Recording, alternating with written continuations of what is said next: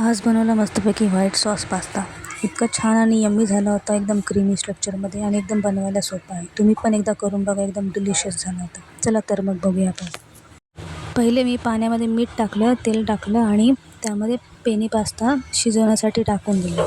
मस्तपैकी 10 मिनटासाठी पास्ता मस्त छानपैकी शिजवून घेतला. 10 मिनटांनी मी चेक केल्यानंतर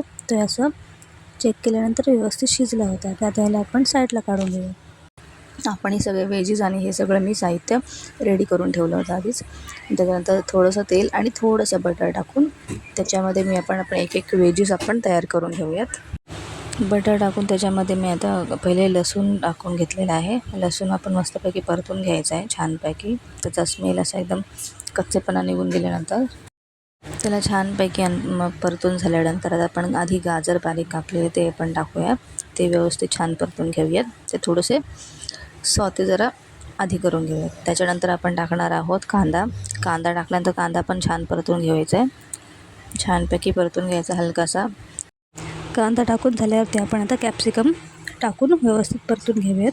तुम्ही त्याच्यामध्ये हिरवी, पिवळी आणि लाल अशी कोणतीही कॅप्सिकम यूज करू शकता. मस्तपैकी आपण आपल्या भाज्या छानपैकी अशा परतून घेतलेल्या आहेत.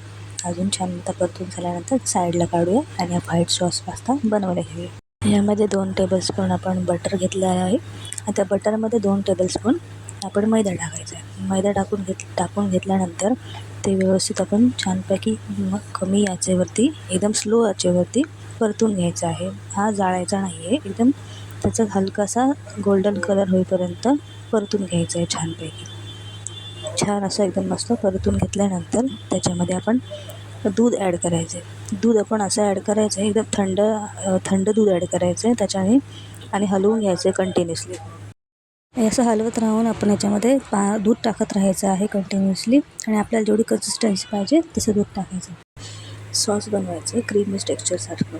असं स्मूथ एकदम मस्त बनवल्यावरती हे बघा असं छान झालं आहे. आता ह्याच्यामध्ये आपण मस्तपैकी अजून थोडंसं आणखी दूध टाकून मस्त हे टेक्स्चर करून हे बघा. हे माझा व्हाईट सॉस रेडी झालेला आहे. त्याच्यामध्ये आपण चीज टाकूया. चीज असं मस्तपैकी मेल्ट होईपर्यंत मस्त मिक्स केलं आहे. त्याच्यामध्ये मग आता आपण हे व्हेजीस आपण टाकून घेऊया. सॉते केलेले व्हेजीस टाकले होते ते पण छान परतून घ्यायचं. त्यामुळे थोडंसं मीठ चवीनुसार.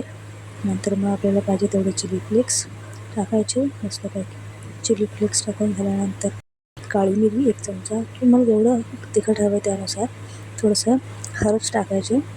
ओरिगॅनो टाकायचे मस्तपैकी आणि हे पण मिक्स करून घ्यायचं छानपैकी. ह्या सॉसमध्ये हे सगळं मिक्स करून घ्यायचं. एकजीव केल्यानंतर त्यामध्ये मग आपण थोडंसं मी स्टॉक उडवलेलं होतं पास्ताचं पाणी थोडंसं ॲड केलं मी. त्याने पण छान स्ट्रक्चर येतं आणि छान त्याला टेस्ट येते. ते सगळं झाल्यानंतर हे पण छान मिक्स करून घेतलं पाणी मी आणि त्याच्यानंतर मग आपण ह्याच्यामध्ये ॲड करणार आहोत पास्ता. हा पेनी पास्ता आहे. तुम्ही दुसरा मॅक्रोनी पास्ता पण यूज करू शकता. हा पण आपण छान त्याच्यामध्ये बाइंड होईपर्यंत मिक्स करून घ्यायचं. मिक्स करून झालं मी थोडंसं आणखी वरून चीज टाकलेलं आहे.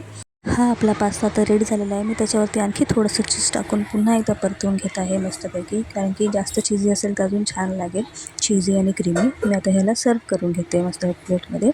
प्लेटिंग करून घेऊयात. आता हे पहा मस्त किती चीजी आणि एकदम मस्त यम्मी दिसतोय. हे बघा पास्ता. ह्याच्यामध्ये थोडंसं ऑरिगॅनो टाकलं आणि ह्याचा एक मी बाईट घेऊन बघते. हो यम. अजून एकदा घेऊ देत मला. आणखी छान मस्तपैकी क्रीमी आणि एकदम यम्मी टेस्टी. खूप छान झालं.